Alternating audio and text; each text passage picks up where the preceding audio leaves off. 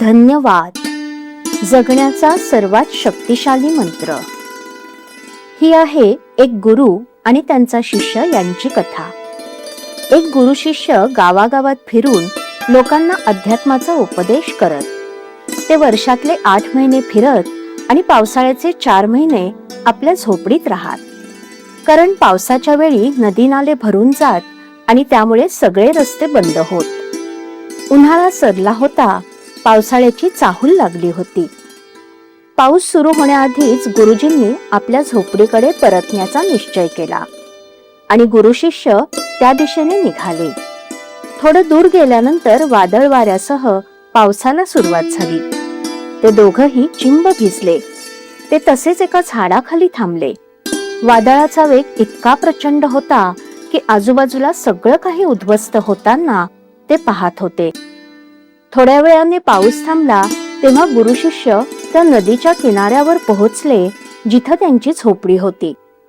त्यांनी पाहिलं की त्या वादळामध्ये झोपडीचं अर्ध छत तुटून गेलं होतं.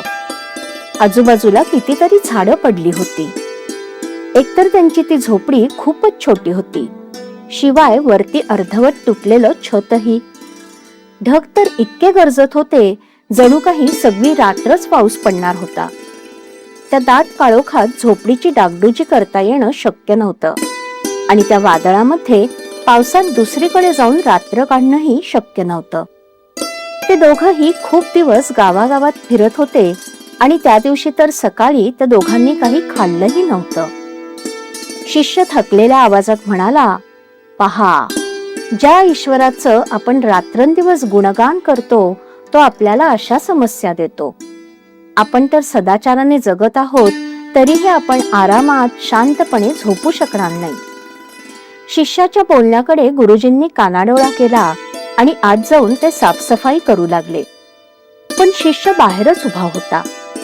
त्याच्या मनात असंख्य तक्रारींनी गर्दी केली होती. आयुष्यात हेच सगळं पाहायचं तर ध्यान आणि प्रार्थना करून काय फायदा?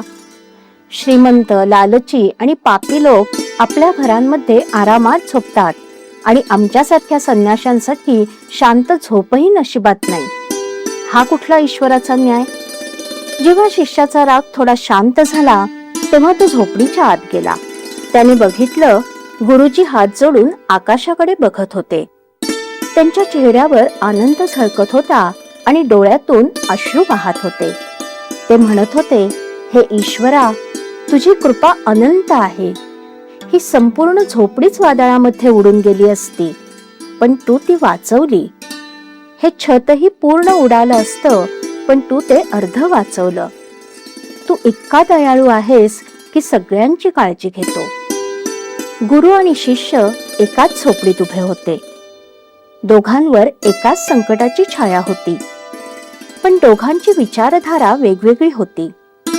गुरु धन्यवाद आणि आनंद यांनी भरलेले होते, तर शिष्य तक्रारी आणि असंतोषाने व्याकुळ होता. ते दोघंही खूप थकले होते, त्यामुळे लवकरात लवकर ते चटईवर झोपले. गुरुजींना तर पडता क्षणीच झोप लागली, पण शिष्य रात्रभर या कुशीवरून त्या कुशीवर तळमळत राहिला. तो विचार करत राहिला, हे उरलेलं छत तुटलं तर, पुन्हा पाऊस आला तर, आणि या चिंतेमध्ये तो रात्रभर धड झोपूही शकला नाही. गुरुजी सकाळी 4 वाजता उठले तेव्हा त्यांनी अर्धवट तुटलेल्या त्या छतामधून चंद्राकडे पाहिलं आणि त्यांना आनंद झाला. ते पुन्हा एकदा परमेश्वराचं गुणगान गाऊ लागले. "हे प्रभू, फाटक्या छताखाली झोपणं इतकं रोमांचक असतं हे अगोदरच माहीत असतं तर अशी व्यवस्था आम्ही स्वतःच केली असती. तुला हे वादळ वारं आणण्याचे कष्ट दिले नसते. हे प्रभू, हे आकाश किती जवळ वाटत आहे आणि चंद्रही किती सुंदर दिसतो आहे हे आज समजलं." जो मनुष्य नकारात्मक परिस्थितीतही घाबरत नाही, तक्रार करत नाही आणि विचलित होत नाही, त्याला कधी काही वाईट होणार, काही वाईट झालं किंवा होईल हा विचारही येत नाही. त्याच्या आतून सतत प्रार्थनेचे भाव येतात. यातून स्पष्ट होतं की परिस्थिती किंवा घटना कोणतीही असू दे, त्या गुरुजींनी जीवनात असं काही प्राप्त केलं होतं जे त्यांना प्रत्येक क्षणाला आनंदात ठेवत होतं, आणि ते म्हणजे धन्यवादाचे भाव. आपण वर्तमानात जे भावबीज पेरतो त्याचंच फळ येणाऱ्या दिवसांच्या रूपात आपल्याला दिसतं.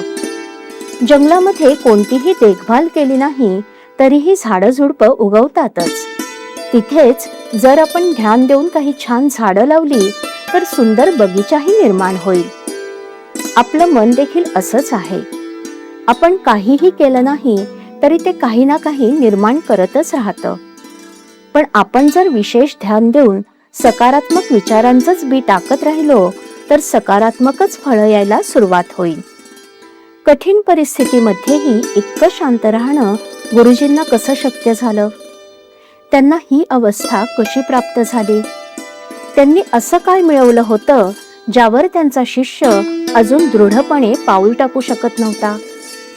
तर गुरुजींजवळ होती कृतज्ञतेची जाणीव. कृतज्ञता म्हणजे ईश्वर, परमचेतना, चैतन्य, निसर्ग किंवा अनंत ब्रह्मांड, सुप्रीम पॉवर, आपण त्याला ज्या नावाने हाक मारतो तो, त्याच्याबद्दल प्रेम जागृत होणं आणि वर्तमानात होत असलेल्या घटना, मग त्या कितीही निगेटिव्ह होत असल्या तरी त्यांचा स्वीकार करणं.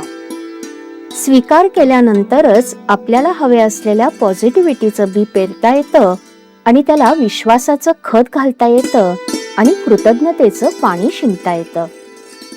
जेव्हा आपल्या मनासारखी एखादी गोष्ट होते तेव्हा मनुष्य धन्यवाद देतो किंवा थँक्यू म्हणतो. परंतु जेव्हा गोष्टी मनासारख्या होत नाहीत तेव्हाही धन्यवाद असे भाव येत असतील तर त्यामागे नक्कीच खूप मोठी समज, डीप अंडरस्टँडिंग काम करत असते. कृतज्ञता अशी भावना आहे जी आपल्या मनाला परमचैतन्याबरोबर अर्थात ईश्वरीय चैतन्याबरोबर जोडते. या ब्रह्मांडात आपण अगदी छोट्याशा थेंबाप्रमाणे आहोत, तरीही कोणीतरी आहे जो प्रत्येक क्षणी आपली काळजी घेत आहे. या सुंदर सृष्टीसाठी आपण काहीही केलेलं नाही, करत नाही, तरीही सगळं काही आपोआप प्रकट होत आहे. आपला श्वास लयबद्ध रीतीने सुरू आहे. पंचेंद्रिय त्यांचं काम व्यवस्थित करत आहेत. आपल्या आयुष्यातील आपली नाती आपणही खुश राहावं, आनंदी राहावं म्हणून त्यांच्या परीने धडपडत आहेत. आपल्या घरातील मदतनीस, रस्त्यावरचा स्वच्छता कर्मचारी, भाजीवाला, फळवाला, आपला बॉस, इथपासून ते अगदी आपला mobile, laptop, vehicle, lift, office इथपर्यंत सगळेच आपल्याला किती साथ देत आहेत असा नुसता विचारही तुम्हाला कृतज्ञतेच्या जाणीवेने भारावून टाकेल. आणि मग तुमच्या आतून आपोआपच धन्यवादाचे भाव प्रकट होतील. आपण चांगल्या गोष्टी पटकन स्वीकारतो, पण नको असलेल्या घटना, परिस्थिती, माणसं यांना आतून स्वीकारणं, त्याबद्दलही कृतज्ञ राहणं, यातून आपले तरंग बदलतात. त्याचबरोबर मनही शुद्ध होत जातं. याची सतत प्रॅक्टिस करत राहिल्याने संकुचित व्यक्तीचं अस्तित्व संपून खऱ्या अर्थाने सर्वांना सामावून घेणारा विशाल अंतःकरणाचा मनुष्य प्रकटण्याची शक्यता अनेक पटींनी वाढते. आवश्यकता आहे ती आपल्यातील कृतज्ञतेचा भाव अधिकाधिक अनुभवण्याची, वाढवण्याची आणि प्रत्येक कृतीत तो उतरवण्याची. धन्यवाद, धन्यवाद, धन्यवाद.